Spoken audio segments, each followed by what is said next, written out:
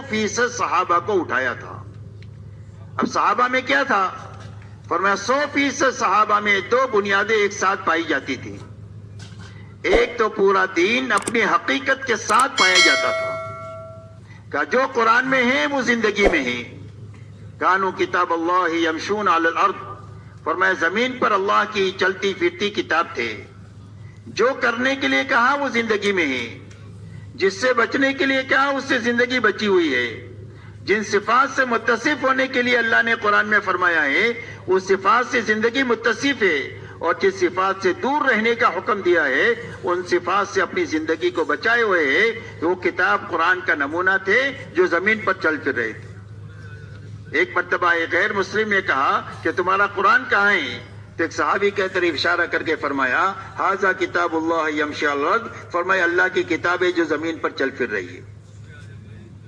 تو ایک تو پورا دین اپنی حقیقت کے ساتھ زندگی میں تھا، اور زندگیوں میں دین پورا آئے گا تو اللہ کے وعدے پورے ہوں گے. اللہ تعالیٰ نے قرآن پاک میں بڑے بڑے وعدے کیے اس امت کے لیے. کیا اس امت کو ہم کیا دیں گے؟ فرمایا سربلندی دیں گے. فرمایا اس امت کو کیا دیں گے؟ فرمایا محبتیں دیں گے آپس میں. کیا اس امت کو کیا دیں گے؟ کیا اس کو خلافت دیں گے؟ کیا اس امت کو کیا دیں گے؟ فرمایا دین کو، ان کے دین کو قوت دیں گے کہ دنیا کے سارے شعبوں پر قرآن کا راج ہوگا، منمانی کا اور نفسانیت کا راج نہیں ہوگا، بلکہ جو قرآن کہے گا ایسی زندگی کے مطابق حکومتیں بھی ہوگی، مزدوری بھی ہوگی، تجارت بھی ہوگی اور کھیتی بھی ہوگی. ہر آدمی اپنی ذاتی زندگی میں اور اجتماعی زندگی میں قرآن کے حکموں کا پابند بن کر کے جیے گا. ایسی قوت ہم دین کو عطا فرمائیں گے، اور ان کے خوف و ہراس کو امن سے بدل دیں گے.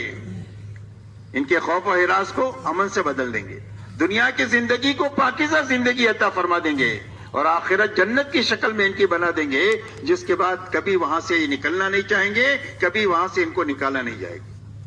اس لیے میرے محترم بزرگوں دوستو، ایک تو 100% صحابہ میں پورا دین اپنی حقیقت کے ساتھ پایا جاتا تھا. دوسری بات صحابہ میں یہ تھی کہ 100% صحابہ نے اپنی جان اور مال کو اللہ کے دین کے محنت کے تقاضوں کے مقابلے میں بے قیمت بنایا تھا. کہ ہماری جان کی اور ہمارے مال کی کوئی بھی قیمت نہیں ہے اللہ کے مقابلے میں، اللہ کے حکم کے مقابلے میں، اور اللہ کے بھیجے ہوئے نبی کے طریقے کے مقابلے میں ہماری جان مال کی کوئی قیمت نہیں ہے. ایک جان لگانے کا تقاضا ہے تو ایک جان لگائیں گے، خوشی خوشی لگائیں گے.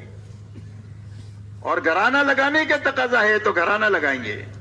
برادری لگانے کا تقاضا ہے تو برادری کو اللہ کے نام پر لگائیں گے. اور اگر پورے ملک کو لگانے کا تقاضا پڑے تو پورے ملک کو اللہ کے نام پر اور اللہ کے حکم پر لگائیں گے، اس لیے کہ اللہ بڑے اور اللہ کا حکم بڑا. ایسا ہی ہمارا مال ہماری نگاہوں میں بے قیمت ہے.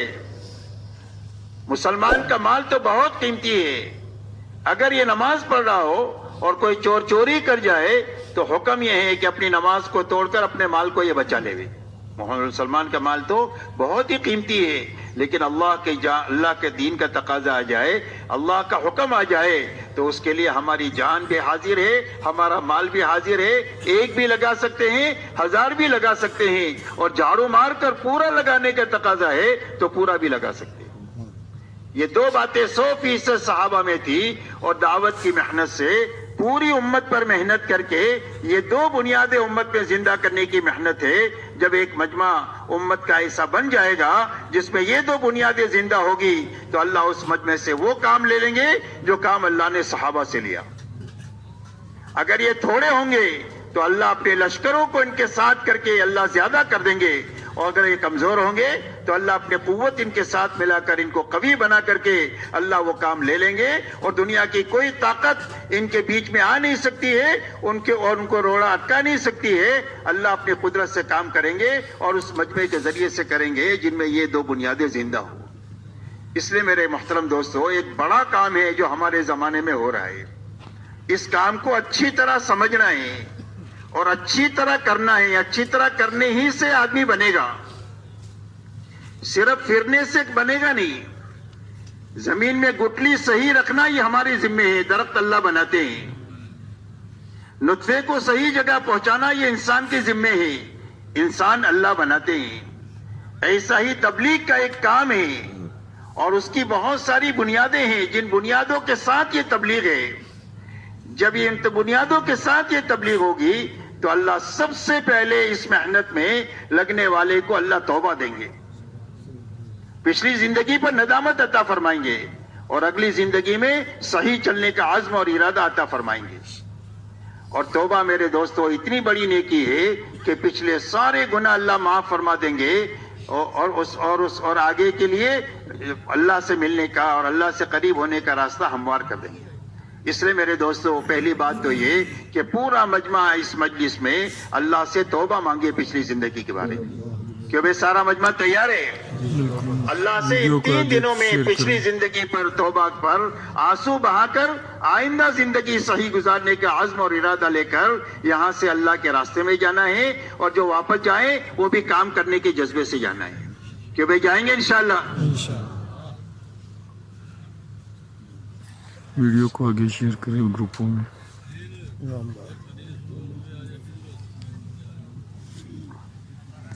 تو اس لیے ایک تو پورا دین سمجھنے کے لیے اور اپنی زندگی میں لانے کی طاقت پیدا کرنے کے لیے تبلیغ ہے.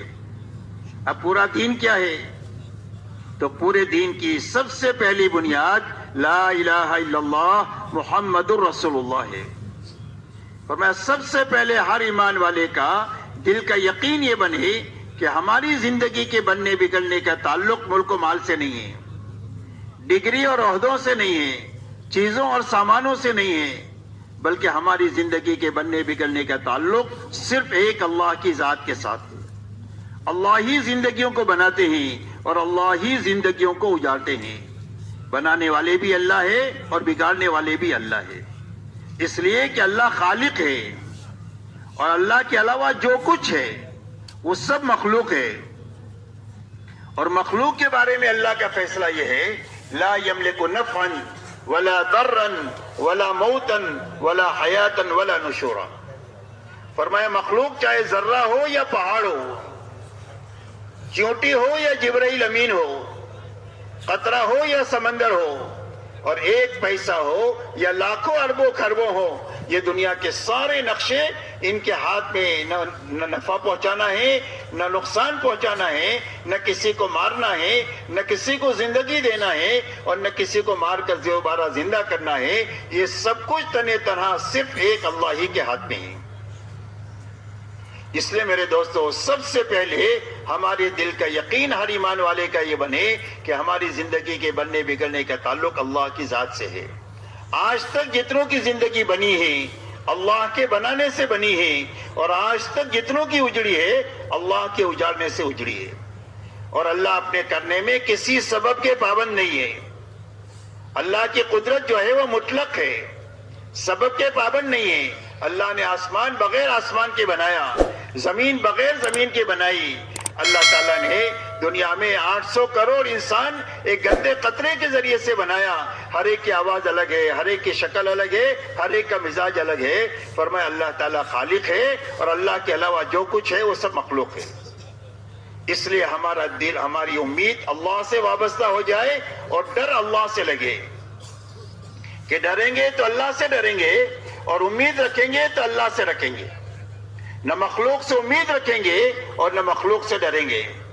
سب سے پہلے دل کا یقین یہ بنے کہ ہماری زندگی کے بننے کے تعلق ایک اللہ کی ذات کے ساتھ, اور اللہ کے یہاں سے زندگی کے بنانے کا ایک ہی ضابطہ ہے اور وہ صرف محمد الرسول اللہ ہے.